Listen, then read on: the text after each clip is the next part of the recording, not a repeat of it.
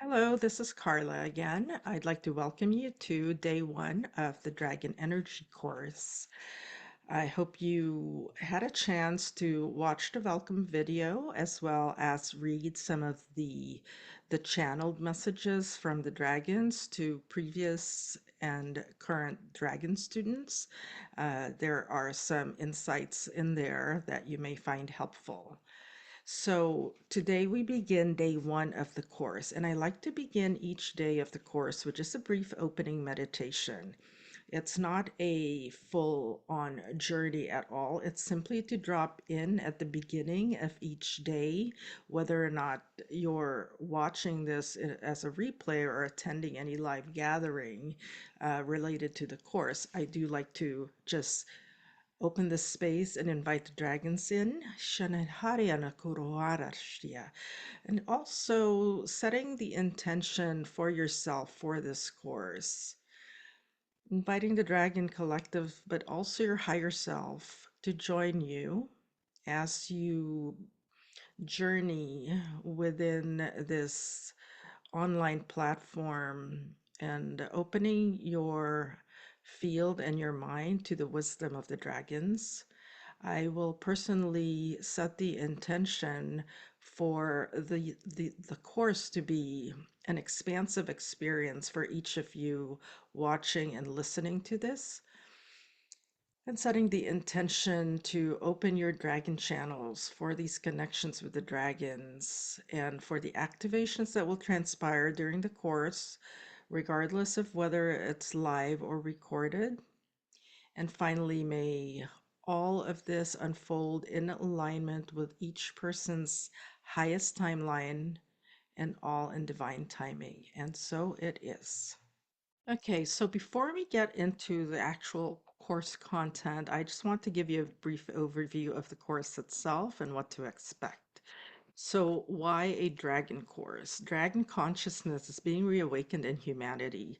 Dragon energy has been coming in stronger for so many. I was guided to create this course in 2021 by a couple of my dragon guides who indicated that I was to create this course. At the time, I was very doubtful that I was even qualified to create this course, simply because I was just starting my journey with them. I felt that I really didn't start connecting with them in this lifetime until the year before that in 2020. So there was a bit of doubt on my part, and part of what I did to take a slower approach to this was I started to share the course with the Lightworker and Starseed community because I felt that people in this spiritual space were more likely to be not only interested in the dragons, but to even entertain the concept of dragons being actual guides for us, and that we can work with dragon energy. And the course has evolved since then. It started as a 2 day course, became a 3 day course, and then a 4 day course.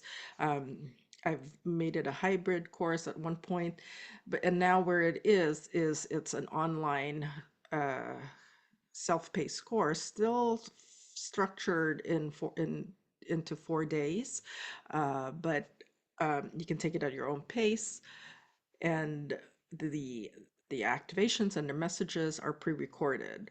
The course will meet you where you're at, where, regardless of where you are in your journey with the dragons. So don't feel that you have to have a certain baseline um, or even a connection with them. I've had students take this course and not had any previous dragon experience or connection with dragons, and they ended up connecting with their dragon guides.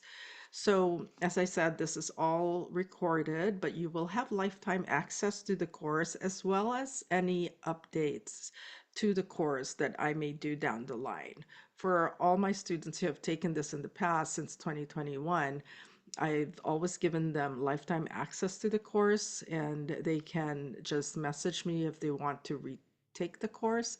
Now that it's online, everybody can easily access the versions that are the most current. And once you're in the dragon realm or the dragon community and on the list of students, then you'll be notified whenever there are updates to the course itself. I also encourage you to, as you're going through the content, if you have questions or comments, drop them in the comments section. And I encourage you to use the community forum as well to connect with other students, but also to send messages in there. I love to hear from students and hear how things are, how the course has been with them, any connections they've developed. Um, Finally, after you've connected with, or once you've connected with your dragons, continue to allow this relationship to evolve, nurture it. And if you're not yet connected, don't worry, because I'm very much, it's been very clear to me that dragons will connect with us when the just like with our other guides, when there's that vibrational alignment between us and the guides. And I'll talk more about that when it comes to the portion of the course that I talk about dragon connections. Um, Finally, in your library, you'll find some additional resources. I also do include messages from the dragons from previous channelings, and you can find that in the bonus section or the bonus materials section of your portal. And I continue to share channeled messages from my dragon guides, usually on Instagram, sometimes to my mailing list. So I hope you consider connecting also on social media if you are on social media so that you can receive or see, have visibility into those posts when I do share them. Okay. And I'll go over the modules and what to expect for each day, just really briefly. There are 6 modules in this course as listed in here. I won't go over them in detail, but it's there on your screen. Um, and with day one, let's see, for day one of the course, day one is all about the dragons. So, who are the dragons, the different types of dragons.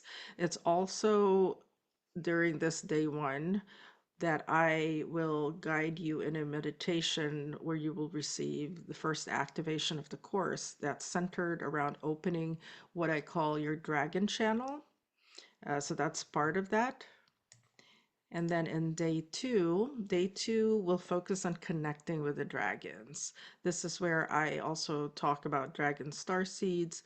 I share about my dragon lineage and what has unfolded so far. I say so far because, like everybody else, I'm continuing to learn more about myself and my connections with the dragons and the many other guides that we work with. So during day two, the meditation and activation is going to focus on that building the dragon connection. Day three is about cultivating your relationship with the dragon. And the meditation will be focused on that, on cultivating relationships. And then finally, day four is the closing and the course completion. There's no course content on day four, but you will receive a final activation. There are actually 2 activations in your library, so you can do both or just choose one. It's completely up to you. And then there is a link that you'll see in your library for the course survey. You do need to complete that course survey at the end of the course. It's very brief, but I do uh, collect those responses. And once I have your responses to the survey, I will email you your course certificate. And then finally, I have added a portion to this course now that I've made it online. I am going to schedule a bi-monthly live activation that's completely optional. You can attend that if you'd like, if you choose to receive a live activation. So you'll be notified when those live activation meetings are scheduled. Okay, so now we jump into the meat of this course for day one. So module one, as I said, is about the dragons. So who are the dragons? Let's jump in. Dragons work alongside angels and unicorns in the angelic realm. At least most of those that I work with are those from the angelic realm. They they have different energy signatures. The energetic signatures of dragons are different than the angels and the unicorns, but they all work together for the highest good. And they're multidimensional. Many of them reside in different dimensions. If you're familiar, I'm quite sure you are, with Diana Cooper, who has a dragon oracle deck and dragon book. She talks about dragons. She has been part of my early journey with the dragons. So if you're not familiar with her, I encourage you to check out her work. But in her book, she does say that many of these dragons reside in the fourth, fifth, seventh, and ninth dimensions. But my experience has been, especially since I started working with the dragons, is that more of them that are in the higher dimensions, like even 11th dimension and higher, they are connecting with us humans on the in the third dimension, connecting with us more and more. And when I call to these higher dimensional dragons, I tend to see and sense them coming down from the higher dimensions and meeting us halfway. And I believe, or I know that this is the same case with other guides that we work with, especially the galactic guides, because they're high frequency. Um, it, it's a matter of us and them working together and meeting each other halfway, so to speak, for that vibrational connection to happen. But that said, more dragons from these higher dimensions are coming forward. Dragons carry ancient knowledge, and they've existed even before our planet's inception, even our galaxy. And I'll talk about that more throughout the course. Elemental dragons. I'm sure you've heard of elemental dragons. These are the dragons that consist of one, two, or even three elements, but not all four combined. An example would be an air and water dragon or an earth and fire dragon. Unlike humans, dragons do not have free will. They follow the universal law of request and they're in service to the God source by spreading their wisdom, their love, their light. And I've learned that it is a very reciprocal relationship when it comes to working with these angelic dragons, and it needs to be for the highest good.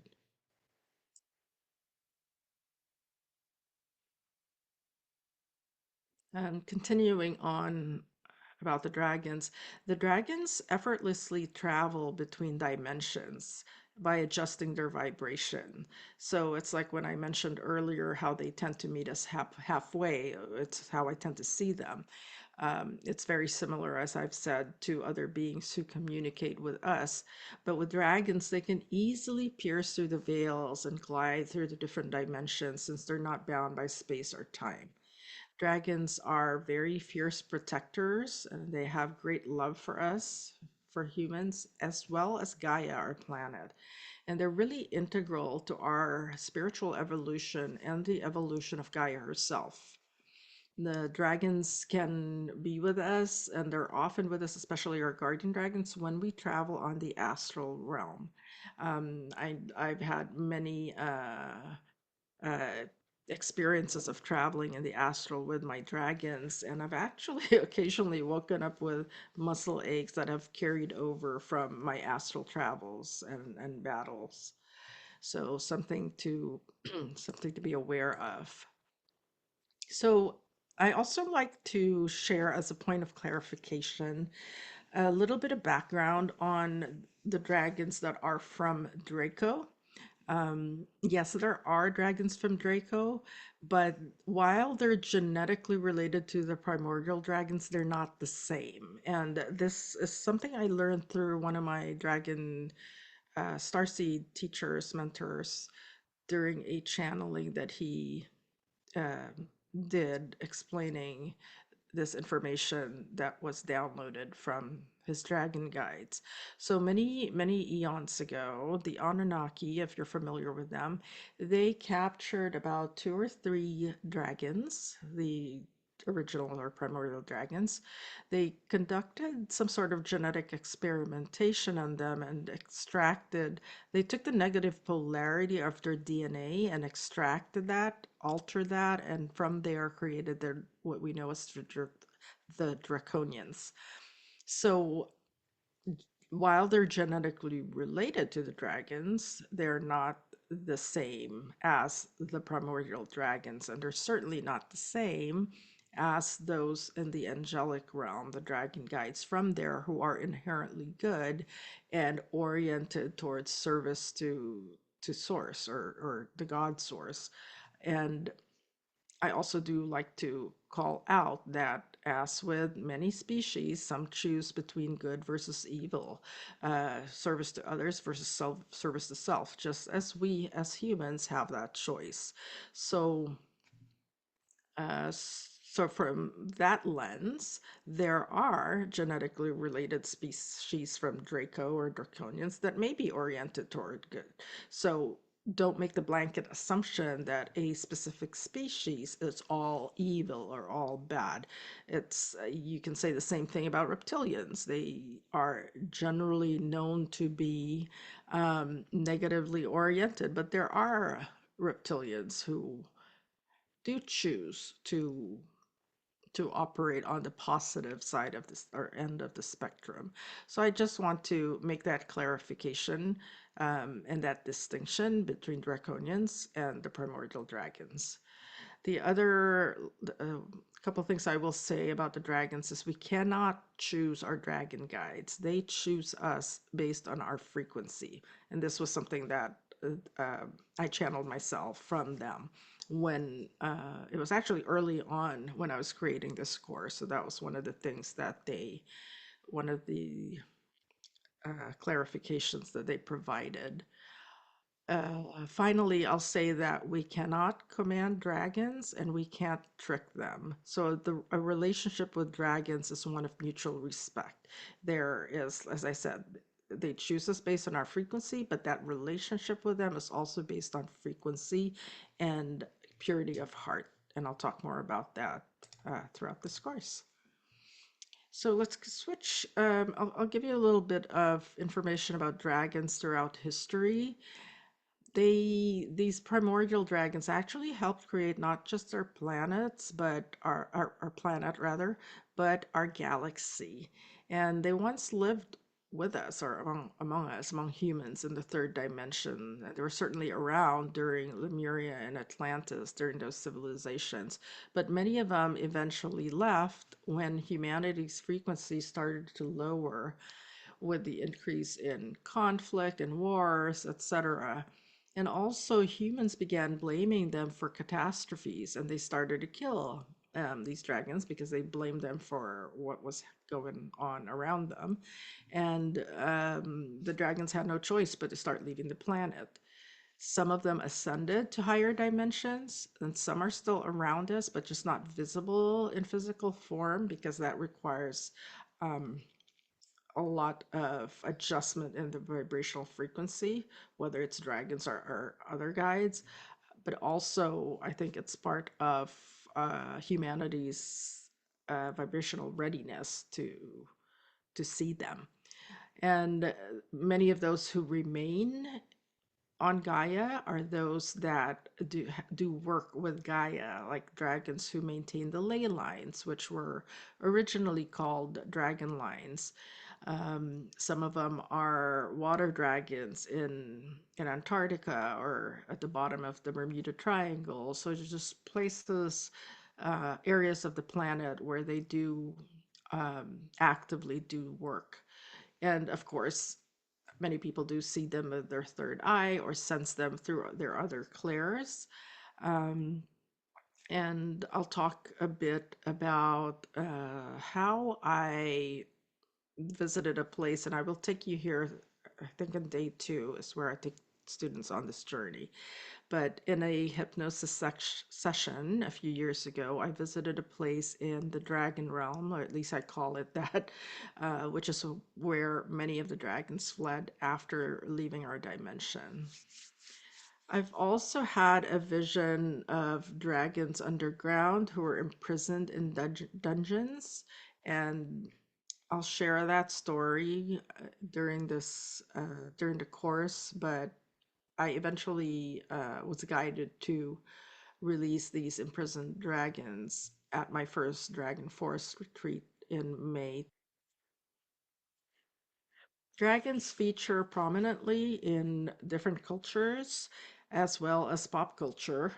You'll notice many movies, books, games that um, include the theme of dragons or stories about dragons, but many more are connecting with dragons as we, as a collective, raise our consciousness. And since I started teaching the course, I've had many people actually reach out to me about their experience with dragons. Some of them, this unfolded very unexpectedly, where they uh, didn't even have or feel like they had any dragon connections. So sometimes these experiences came as a surprise to them. And then I've also observed that many are now being asked to awaken sleeping dragons who are here to assist in humanity's ascension. When it comes to the dragons in Asia, these are some differences that you'll find in different Asian cultures. There are so many examples in ancient Mesopotamian art. And in that, when we talk about the artwork that's there, most of what you'll see are snake-like dragons or the lion-like dragons, like the griffins. And they do share some similarities. In, I believe it's the snake-like dragon that was the first to appear in Mesopotamian iconography that can be traced back all the way to 3300 BC. So I've been in museums where I've seen some of the artifacts from that time period, and it's fascinating to see all of these dragon references from way back then. And then in Chinese and Japanese mythology, the dragon is closely associated with water. So you'll find that many of these dragons from those cultures are water dragons. You'll see them in artwork in front of temples, in in buildings. So they're all over. In China, they are often, I call them Asian dragons, but they're often like wingless dragons and more serpent-like as opposed to the dragons with the big wings. And usually you'll see them depicted clutching a pearl. They're a symbol of good fortune in Chinese culture, and they're actually um, honored. They're very revered in Chinese culture. Let's see. And in Japan, you'll see them also in lots of artwork, music, and architecture. So there are several fountains in front of temples in Japan, and for those who are familiar with Reiki, Mount Kurama, which is the birthplace of Usui Reiki, there's a temple there called the Kurama-dera Temple. I have a photo in here that I'll show you in a bit. That's the birthplace of Reiki. And at the entrance of that temple, similar to other temples in Japan, you'll find a fountain, and there are dragon sculptures in those fountains, and people purify themselves before going into the temple. In Korea, they're also water dragons, and they're wingless and serpent-like. But the Korean dragons, they tend to be depicted with beards, long beards. India, they're called the Naga. They're also wingless. They're half snake, half human, and said to live underground. And I'm Filipino, and I grew up I was born and raised in the Philippines. So in Philippine lore, there's a dragon in the legends that's called a Bakunawa, and it translates to moon eater. This dragon is said to cause eclipses and earthquakes, And in this ancient legend, the snake-like dragon with whiskers and a couple pairs of wings, a red tongue, a mouth that's as big as a lake. This dragon is said to live in the sea, and it would come out of the water and into the sky and eat the moon. So there is a legend about I think what would be like the creator God, uh, punishing, or not punishing, but forbidding this dragon from eating the moon. There used to be, pardon me, supposedly there used to be several moons in the sky, but this dragon would keep eating it. And before he ate the last moon, he was forbidden from doing that again. But then every so often, this dragon couldn't help himself and he'd come back out and eat the moon. And that would be during the eclipse. So ancient Filipinos would come out of their homes during an eclipse and bang on pots and pans to scare away the dragon or scare the dragon into spitting the moon back out. And because I grew up there, I do have a memory from when I was a little child of doing this. Like we would come out of the house and pots and pans. So I do remember that. Um, and of course, at the end of the eclipse, the moon would be back in the sky. So it's kind of funny. But that's the legend of the dragon in the Philippines. And in Bhutan, the dragon is very much revered, and it's actually their national symbol. Um, it's called Druk, which means thunder dragon. And you'll. So I just wanted to share some photos. Um, these are from a museum in, where was this? Oh, Morgan Library in New York that I took back in the spring, I believe. So in Babylonia, this you might be familiar with Tiamat, the deity that emerged from the sea and threatened all of creation and threatened to return creation to this primordial sort of chaos. And a young god named Marduk slayed Tiamat to rescue the cosmos. And this is big piece of this artifact that shows Tiamat, which is more like a griffin, and then Marduk who slayed him. And the, I'm showing these pictures as just examples in different areas. And just because it's so fascinating to see where there are similarities and differences all over the world. So it's hard to deny that it existed when all these cultures all over the world talk about them. So this is an example of a traditional Chinese blue dragon on a wall.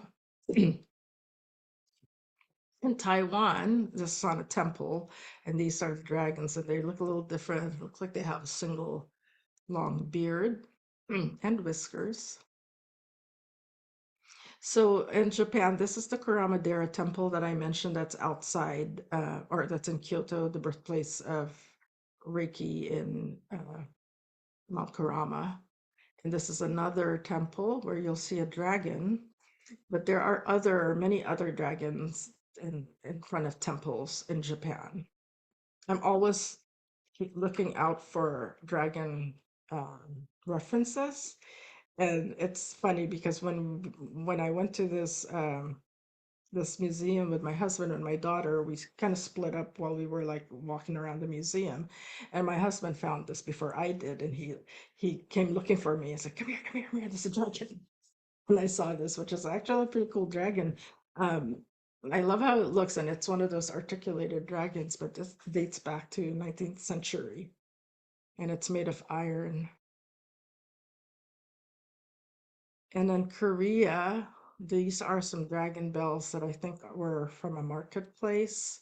And you'll see how they're, again, like that Asian serpentine-like dragon. And this is in South Korea where you see I think I don't know if that's his tongue or a beard. It looks like a tongue. And he's clutching a pearl, just like many of the Chinese dragons are depicted. So this one is in a temple in Busan in South Korea. But then also I found this other sculpture. This one is in North Korea. It's a sculpture of a dragon in a park in North Korea. This one is from Thailand. I think many of you have seen this. This was going around for a while. There's this building where there's a dragon that like snakes around the building. It's in here and you can watch it if you haven't seen it. But that's in Thailand. In Nepal, so this is a dragon in the monastery in Nepal, and look at how he looks different than the other dragons. His it almost looks like he has a trunk like an elephant. And interestingly, in India, there's another statue that kind of looks like that one in Nepal. This is in a monastery as well. And this one is another statue in India, in another location. So I just wanted to share that. This is the Bucknow that I was telling you about. So 1, 2, 3, 4, 5, 6. I think there were 7 moons in the sky in the legend. Okay, so shifting over to Europe, in Wales, the Welsh um, uh, people honor a specific red dragon that is said to have saved Wales from an icy white dragon. But in their battle, this red dragon died. So it's actually under flag, which I also will show you in a bit. In Greece, the most famous dragon is a hydra, which was a or is a 9-headed snake-like water dragon that Hercules killed, and it had poisonous breath and blood, and it had the power of regeneration. So for every head that you cut off, two would grow back, two new heads would grow back. So in the Greek story about Hercules killing this dragon, what he did was he had to burn the neck stumps to stop any new heads from growing back. In England, most of them are depicted as evil, which actually makes me sad.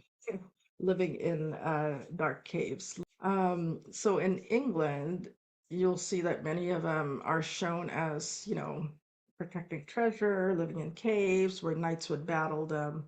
And in England, the dragons have 4 powerful legs and claws, scales, huge wings, and a sharp tail.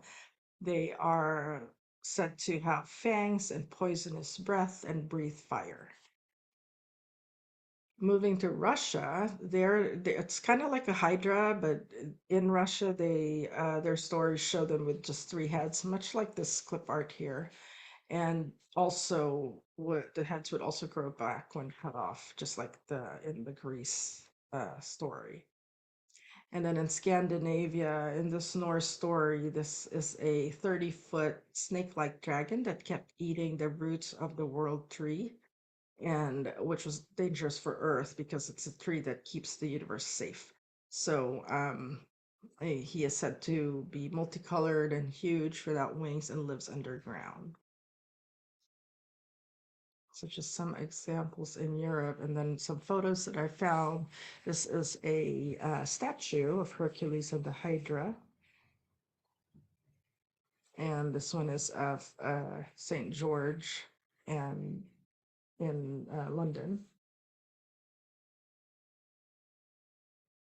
This one from Russia is quite interesting because it looks different than most of the dragons. It's interesting that it is skinny but very muscular.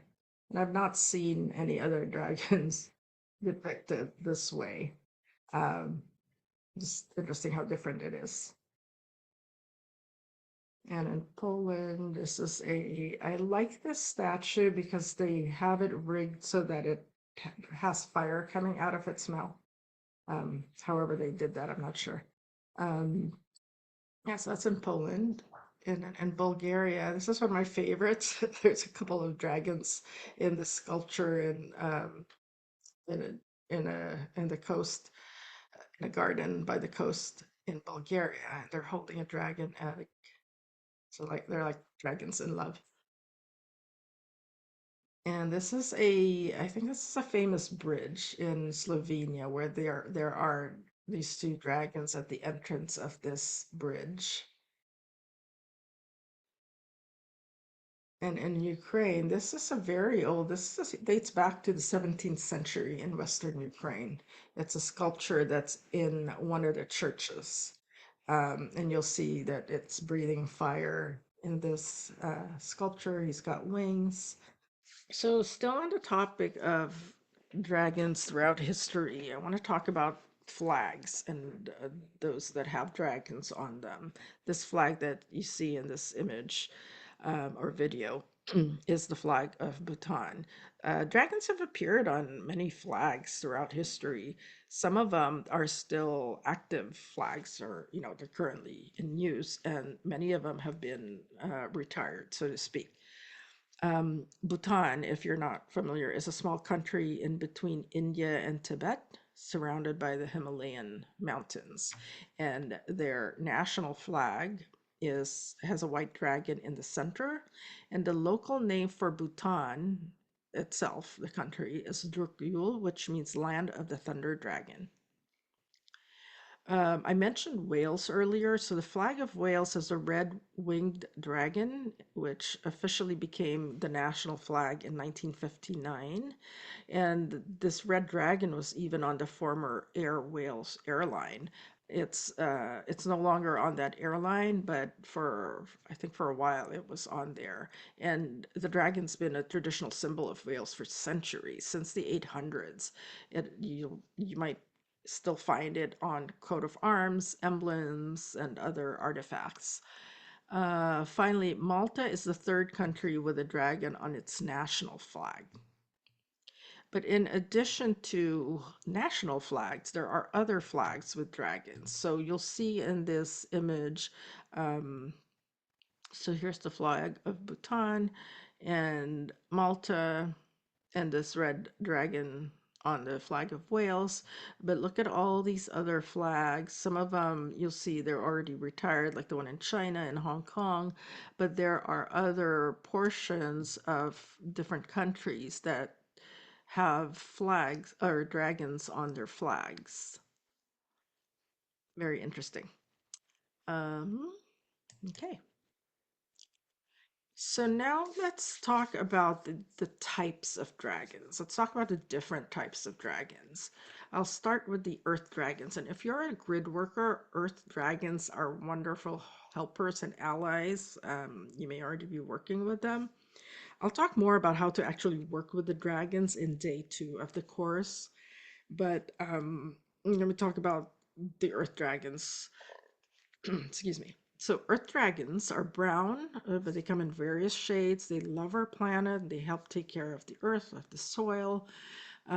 Those that have two elements usually have two colors, and that's certainly how I see them when I have visions of them.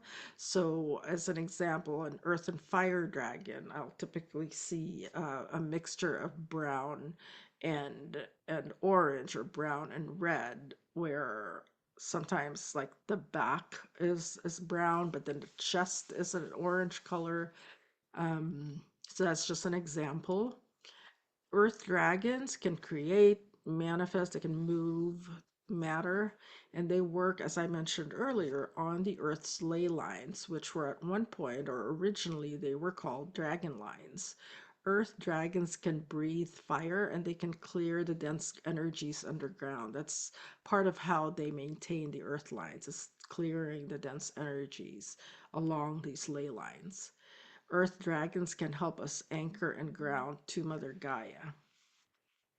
Um, a few months ago, I there were two large earth dragons that showed themselves to me as I was about to fall asleep.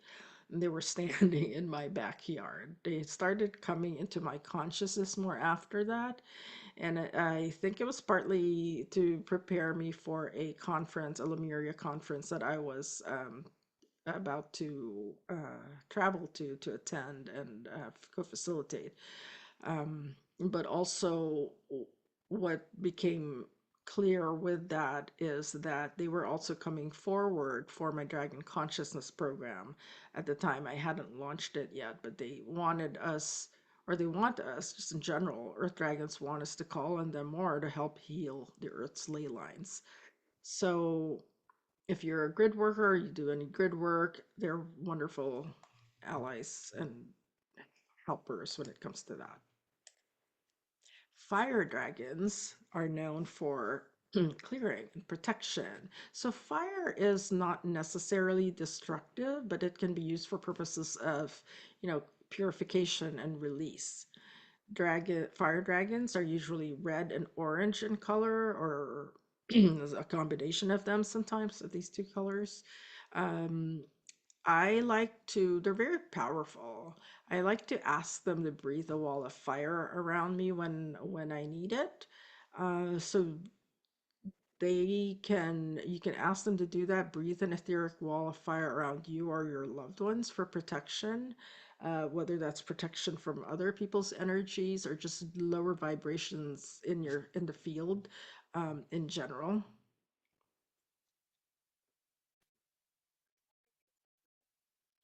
I call on the fire dragons a lot for transmuting dense energies, but also for protection. For example, when driving, they are great at burning and transmuting dense energies, especially because of the purification aspect of a fire. Dragons can help you clear your path. You can send a dragon to clear a path a mile ahead. They're helpful, like if you're in a traffic jam or um, just, you know, traveling. They can also help you clear past, limiting beliefs and patterns, anything that's not anything energetic that's not no longer serving you, including past life energies. Um, I talk more about that in a later section, so we'll go into that in more detail later. Mo-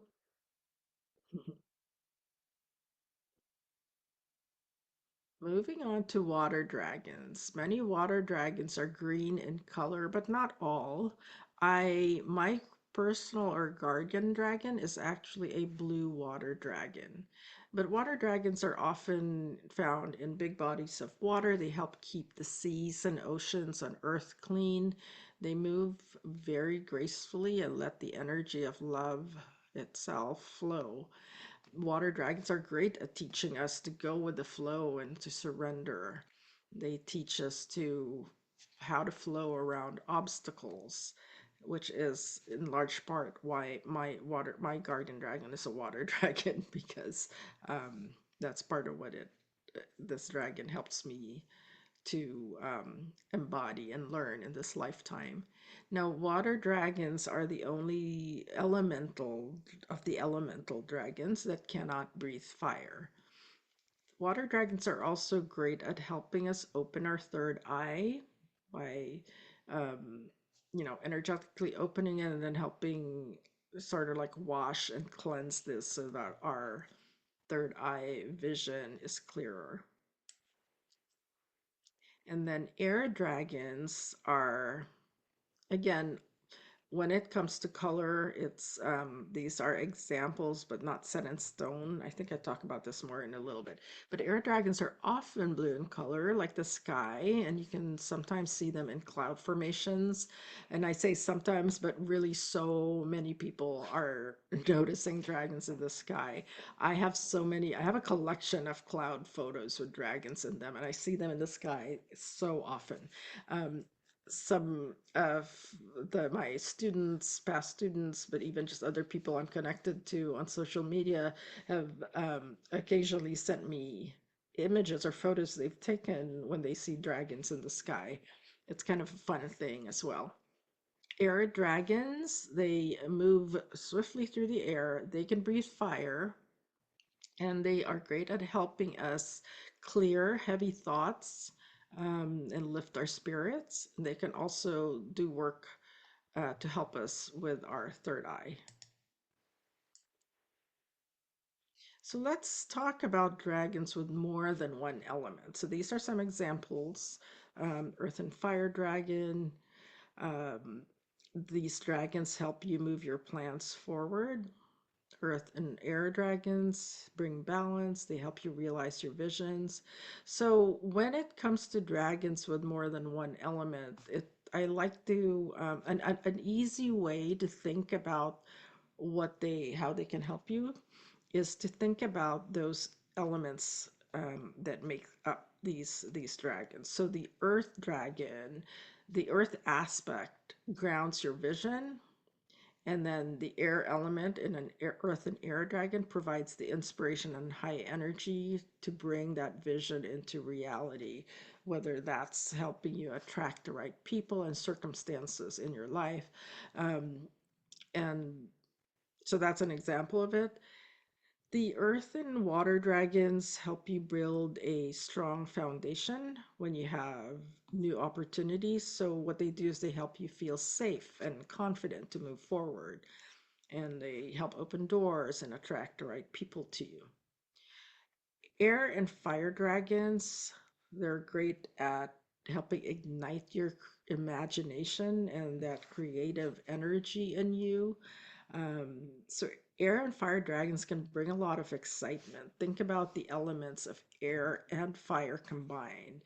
So it's like fanning the flame. So in that respect, make sure you ground yourself before or when you're working with air and fire dragons, because just like fanning a flame, it could get out of hand, so to speak. But they're great at inspiring you to work toward your dreams. Air and water dragons help you develop your third eye chakra, as I mentioned. So you can call on them for this, but only, as always, for your highest good. They also love to work with your throat chakra. And if this is something you're interested in, I think in Diana Cooper's book, she's got a great exercise. She's got several wonderful exercises in her book. So definitely check that out. If you're not sure which book I'm talking about, it is linked to in your additional resources, that section of your library. Let's see. Fire and water dragons finally help propel you forward on your ascension path. So again, just think about the elements working together here. Fire and water create steam, giving you power and energy to take action. So whichever dragons you work with, just in general, be clear about your intentions and then call on them to help you to help move you forward. Okay, so I talked a little bit about the colors that are common with the elemental dragons, but also within those colors, and they come in different shades. So, like when it comes to, say, blue dragons, I've seen them in different shades, like anywhere from royal blue to cobalt blue to sky blue. And sometimes it's throughout, or sometimes they have, a lot of times I see a different color in the dragon's neck and belly, the chest and belly area. um, so they come in every shade imaginable, and why not? I mean, even humans come in different shades and tones. So these on the slide are just examples of the different colors that I've seen in my visions. I do recommend reading further on different types of dragons and how to work with specifically with each one, but most importantly, just tapping into your own guidance and to your own connection with the dragons. And you'll learn a lot that way. So, let's see. Rainbow, I want to talk about, well, before I talk about rainbow dragons, I'll talk more about the Christ consciousness dragons later when we get to the other types of dragons, dragons of the ascended masters. But I have connected, it's been a little over a year now since I've connected with what I call the Christ consciousness dragons. These are opaque white dragons that I always see or often see with Yeshua or Jesus. And I ended up calling them Christ consciousness dragons. They're very different from any other dragons that I've seen. The rainbow dragons, when it comes to them, and this could vary depending on the person. Your experience, if you connected with them, might be different from mine. What I will share is that when I have connected with rainbow dragons, I tend to see them more as like rainbow prisms, very much like this clip art here that I was fortunate to find, rather than the bands of rainbow colors. And rainbows have always felt very magical to me since I was a child. So every time I see a rainbow now, it takes me back to that feeling of childlike joy. And so when I see rainbow dragons, which isn't that often, it always feels very special and magical to me. But even after seeing many different colors and types of dragons, I really didn't encounter a rainbow one until 2022, last year. And it, like I said, it looked a lot like this dragon here. One thing I will say also is that if you're not visual, you can sense their presence through other signs. So if you see a rainbow or a rainbow orb, or a rainbow reflection on things, and when in doubt, ask for a specific sign. And this applies not just to dragons, but to any of our guides. And when it comes to rainbow dragons, they bring forth a lot of ancient wisdom into our consciousness and that magical property or it's associated with bringing us miracles and opportunities. Okay, so let's move on to personal dragons. It's a topic that many like to hear more about and learn more about. So, just like our guardian angels, a personal dragon stays with us throughout lifetimes, through all incarnations, and they're assigned specifically to provide protection and guidance, as well as companionship, and they help us grow spiritually. What I learned through a channeling from one of the dragons I connect with is that as we grow spiritually, our guardian dragon grows as well. And it was a beautiful revelation when I learned that. When when you have a personal dragon, it's usually the same element as your birth sign. In my case, that's true. I'm a Cancer sign, so it's a water sign, and my guardian dragon is a water dragon. But it's not always the same. I know somebody um, who's a fire sign, and her guardian dragon is an ice dragon, which is along the lines of a water dragon, it's a form of water dragon. So in her case, that's not the case. So just wanted to call that out. And when it comes to working with them, their guidance and protection is always, always, always going to be for your highest good. They're very patient with us and they do not judge us. They love us without judgment. It's that unconditional and fierce love. They can travel with us to other dimensions, especially as we sleep. My guardian dragon said that he's always with me when I travel in the astral. So that's part of how they protect us, is they're always with us when we're in our dream state and when we travel in the astral realm. You can ask them before going to sleep to connect with you if you'd like to maybe see them in your dreams. That's one of the ways we can ask to connect with them. And then you can call on them for immediate help.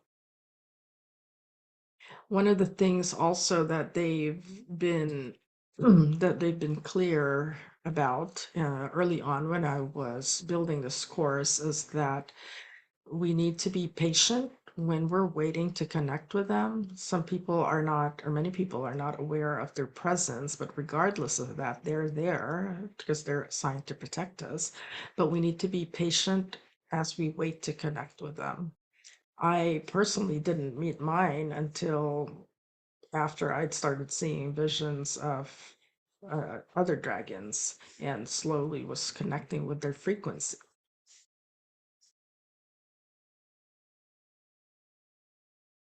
Okay, I wanted to share this still along the lines of personal dragons.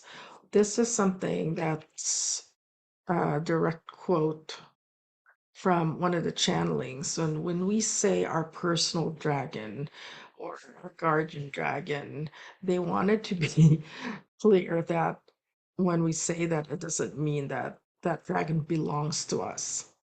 And the quote here is that when when they use the phrase your to help identify the dragon that's here to guide us, that's because they use that term, but it doesn't mean that we own that, for the energy belongs to all.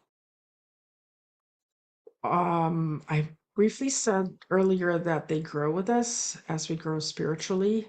I want to share a story about comparing when I first met my personal dragon, and it was in a meditation. I was in the meadow meditating. Visually, I saw him come up to me, and that was the first time I met him. And he was larger than me, but not super large. And then for a long time, I didn't see him, and I wondered if he had left me. And later on, we connected again. But when I saw him, he was different. He looked large and very regal looking. And I saw that in a meditation. The very next day, I received an aura reading from a good friend of mine who I went to psychic development class with, took a course with, and we used to do these aura reading exchanges.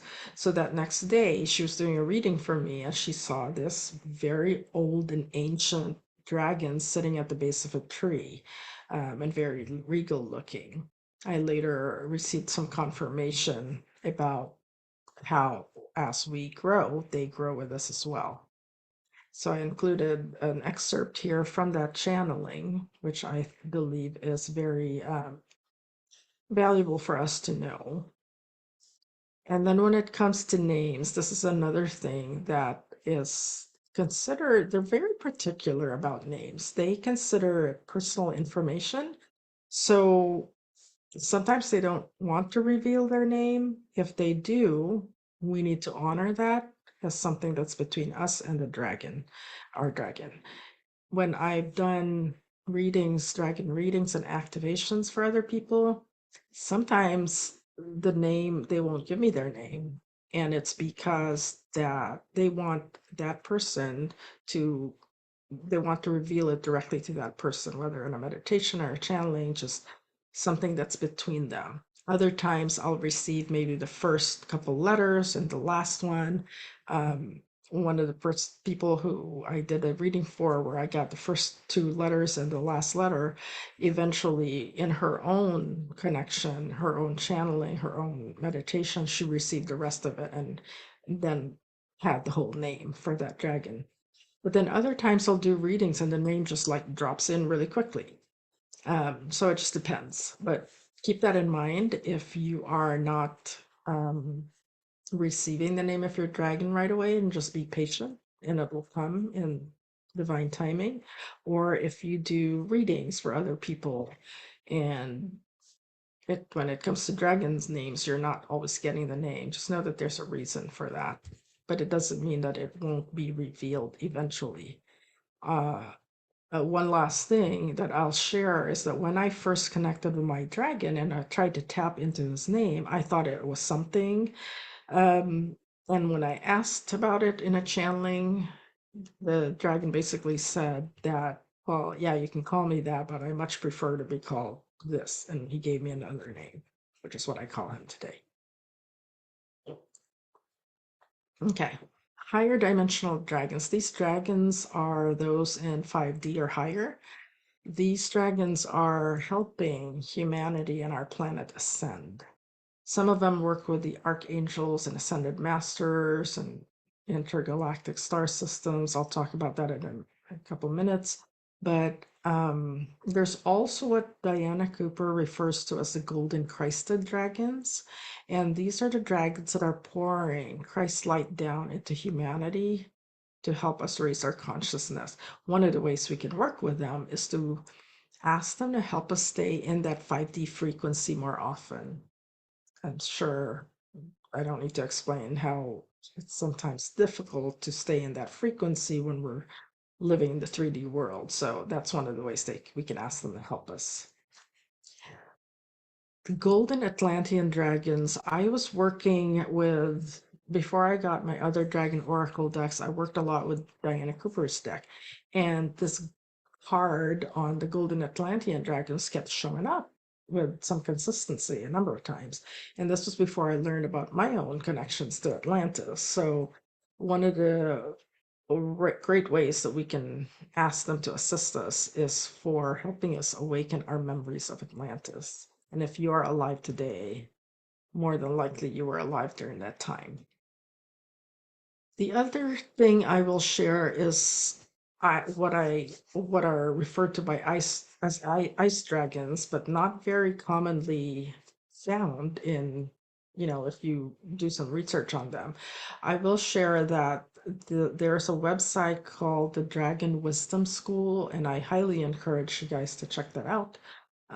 Lots of good information on there. And on that site is information about ice dragons. They supposedly live in ice caps and glaciers, many in Antarctica. What I know from them is what I've experienced whenever I've been in my group channeling with Queenie and Ryan early on back in 21, whenever we connected to one of our dragon guides, this particular dragon would what as soon as we started feeling him in our fields, our hands would get really icy cold. And I don't just mean cold, I mean icy cold. And our legs, our feet, sometimes we'd feel it there just on our limbs. So I say that because I want to emphasize that even within the dragon community, if you will, the dragon collective, different dragons have different energy signatures. So a galactic dragon tends to feel cold to me. Some of them icy, but not all of them are the same temperature. And I've come across dragons that whose energy signature is hot, like I start to feel warm or hot, but then some of them feel very neutral, or some feel make you feel hot internally but inside cold. So it's just a combination. And with the high frequency dragons, they are the ones that I personally have experienced as feeling icy. I want to go back to talk about that dragon in our channeling group that always felt icy to us because sometime last year. Yes, last year. So this was a channeling where I'll give some context around this. So in this channeling, I was receiving an activation from my personal dragon and this high dimensional ice dragon that we work with. So they both came through. They were giving me an activation, and what they did is they were breathing new frequencies into my crown, which was a combination of their energies. And shortly after that activation, the iciness in my hands disappeared. So I was a little bit confused, and I asked him, and this is what I channeled. And if you read it, it makes a lot of sense. It's about that integration of those different energies. And as you integrate them internally, externally, what we feel changes. So I'll let you read that. It makes complete sense once I channeled that, which was fascinating. The Dragon Wisdom School website that I mentioned, they talk about other types of dragons that they don't seem to be as common. So, like metal dragons, abundance dragons. There's also dragons that they call ascension dragons and solar dragons. And it might just be a different way of categorizing certain dragons that we've already talked about in previous categories. But I kind of like how she arranges and organizes the information, so that's why I always recommend that students check that out. I will also share that I did eventually encounter a metal dragon for the first time last year. I've only seen it once, and he revealed himself to me in a dream where I saw a couple of images that didn't at first make sense. I saw metal box and then scales, metal scales, and then as I was waking up, I got a clearer vision of this metal dragon, like full body and the underside of his claw. And it was clearly a metal dragon. However, I didn't I've not worked with him, and I'm not sure if they appeared to me specifically so I could share that information in this course because I haven't felt a a need to like work specifically with him, but who knows? Maybe at some point I will. Um, so just wanted to share that. And then lunar dragons are another type of dragon that I've worked with a few times. Some of you have been in some of my dragon activations where we've worked with them, especially during the moon cycles. I also have a couple of channeled messages from the lunar dragons that are you can find in your library and the dragon blog under, I think, the bonus materials. Okay, so let's talk about the dragons of archangels. These are the dragons that work specifically in partnership with the archangels. The archangels essentially hold that vision, and then the dragon transmutes any energetic blocks. And these are some examples. When I first became aware of them, sometimes I talk in my sleep.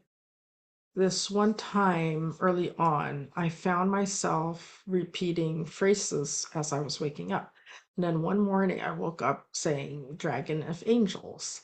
And really wasn't sure what to do with that information, but several weeks after that, I ended up working with Archangel Raphael's Emerald Dragons. So that's one of the examples that's on the slide, and his dragons help transmute those energetic blocks that can result in disease, just like Archangel Raphael is the healer and helps us in healing ourselves or in our healing practice.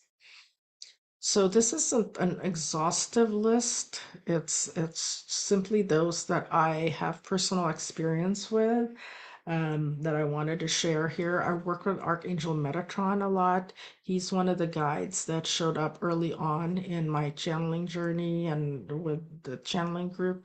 So he's been a wonderful guide when it comes to our spiritual evolution, our spiritual development. So his golden orange dragons are great at helping us accelerate our ascension, both ourselves individually, but also planetarily and collectively. All right, let's move on to the dragons of the ascended masters.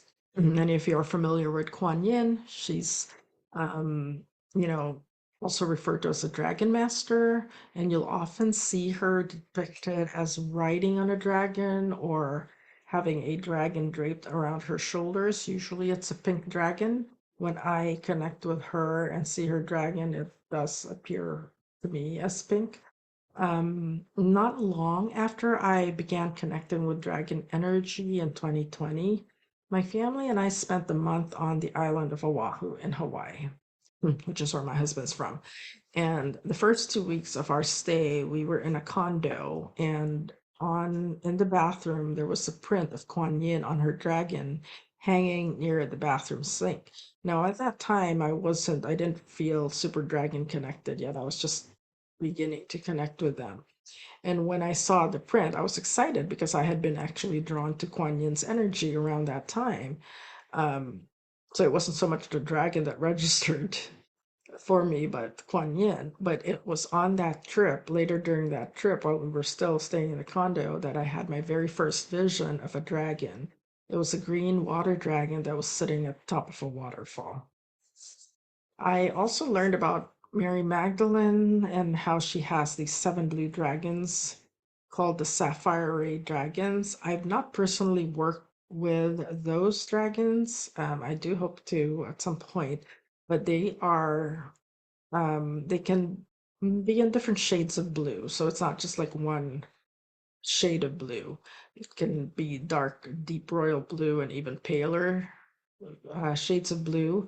But these dragons carry the energy of empowerment, and they can help us to heal separation and even ancestral timelines, ancestral traumas, especially in the mother and grandmother line. One of the one of the things that they help us with is to understand that when it comes to tradition, we need to know where it has its place and where it needs to be left behind. So when it comes to ancestral patterns, just because something has always been done a certain way doesn't mean that it has to continue for the sake of tradition. So they can help with that. Caroline Mitchell has a book and an oracle card deck that I discovered later on. It's called How to Live with Dragons. You can find more information in the resources, but she also has meditations in her book that are um, good to look through in case some of that resonates with you. He also writes about the Grand Masters. Grand Masters are the master spiritual teachers of the dragon world, and they can shapeshift between human form and dragon form.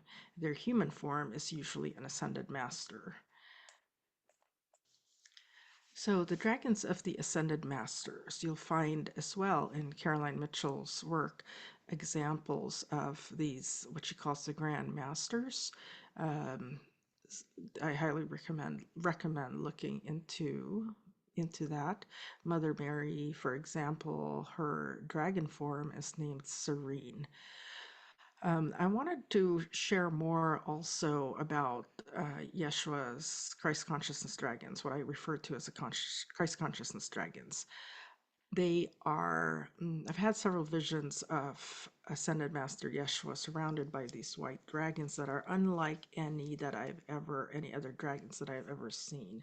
The first time I saw this was in a vision when I was giving an aura reading to a good friend and colleague who has a deep connection to Yeshua. So Yeshua has a very specific energy signature that I recognize when he appears in my vision and in my field. In this particular reading, he came forward, but there was a huge flock of white dragons surrounding him. They were opaque white, and their wings were smooth and curved, and they're unlike any other dragon wings that I've seen. I've yet to see other dragons with wings that match theirs. I could not even what's on your slide right now is an AI rendering that I generated a few years ago, but I still cannot get I can't find any images that match the type of wings that I've seen, and I can't even generate AI images that match what I'm trying to depict. But I started seeing them more frequently, usually with Yeshua. And then in 2023, I connected with Yeshua's dragon form. I didn't actually connect this with Caroline Mitchell's uh, work or her portions of her book that talks about the dragon or grandmasters, and it didn't really dawn on me until much later that what I eventually connected with, which is Yeshua's dragon form, was very much in line with what Caroline Mitchell writes about when she talks about the grandmasters.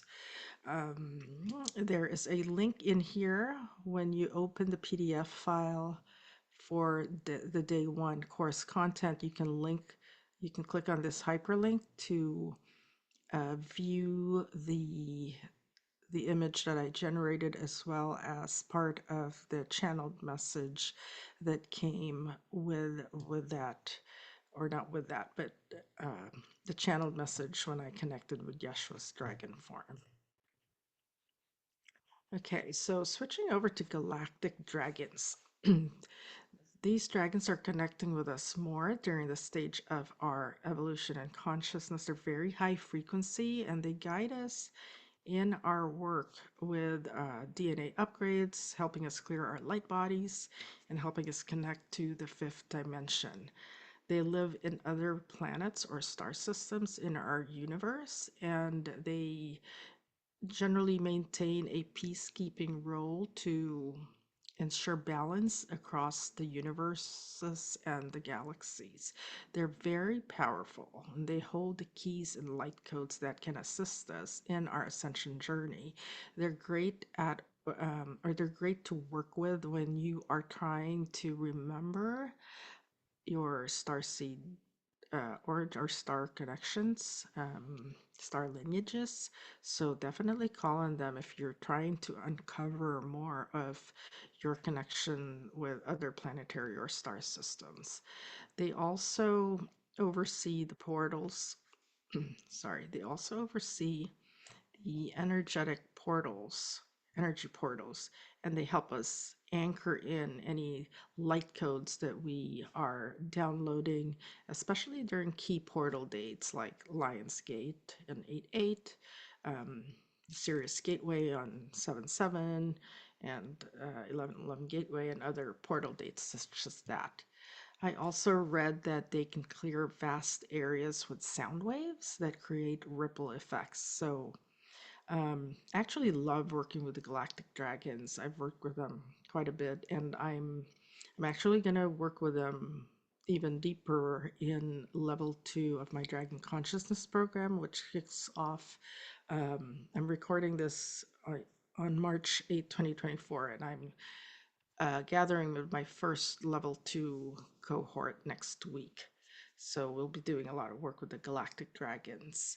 They're they also tend to feel icy cold to me when I channel them, especially those that I see in um, higher dimensions or who come down to halfway from the higher dimensions. I also some of them I've seen in higher elevations and mountaintops, like dragons that I've seen in Mount Kailash, and they tend to come across with a cold, icy cold energetic signature.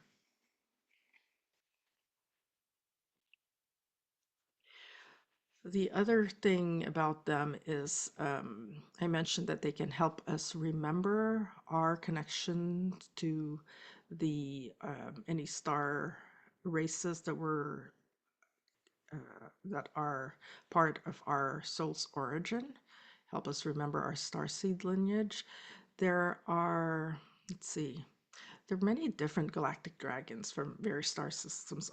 Obviously, those that I've listed here are just examples, and you can certainly work with them or work with the dragons from whichever planetary or star system you would like to work with, that you are tied to especially, and simply call them forward even if you do not mm, even if you have not worked with or don't know the specific dragons that work there. There are always dragons that are in the field of each star system or planet. So definitely connect with those that can assist you with any specific needs you have.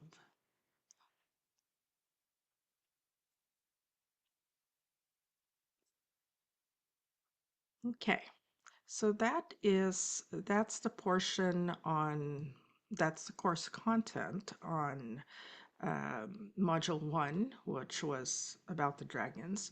Module 2 is going to be a meditation and activation, and it will be focused on opening your dragon channel. So before you download or open the recorded audio for this day 1 activation, let me just share a little background on the nature of this activation.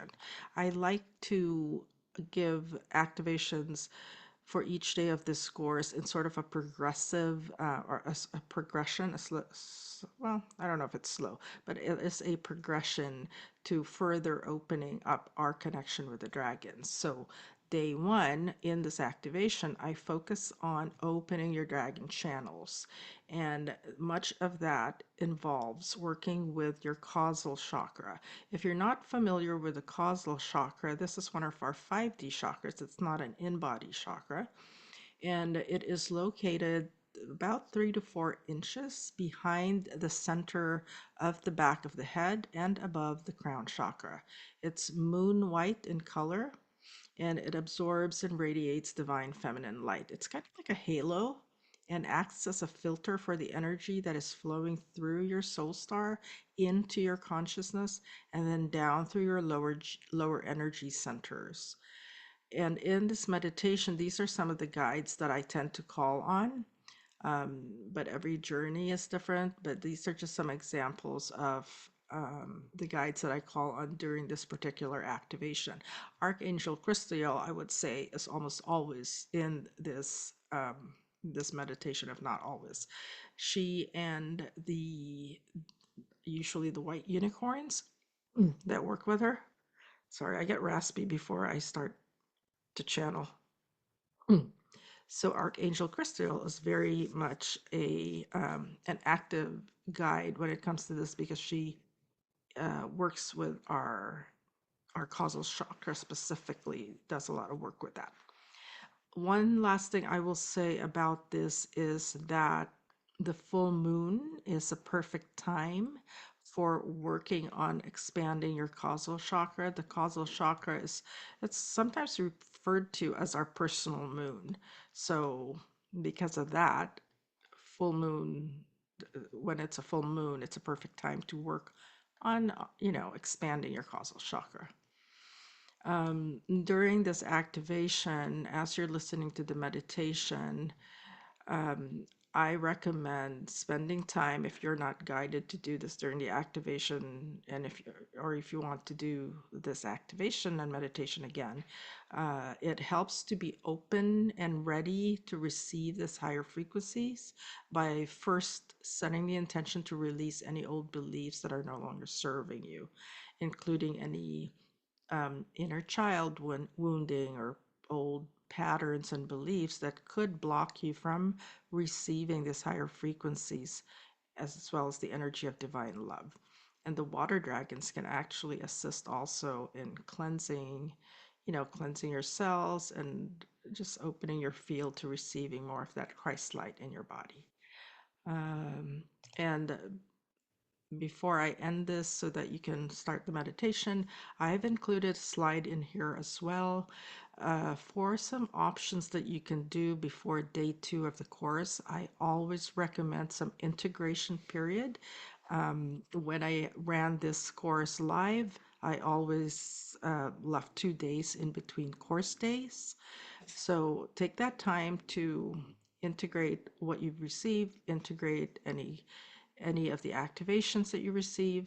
And then here are just some examples of options that you can do as sort of like, exercises offline before you jump into the day 2 course content. There is also a link in here at the bottom of the slide with a message from my guardian dragon that is relevant specifically to students and taking this course and how I've been bringing this course forward to students.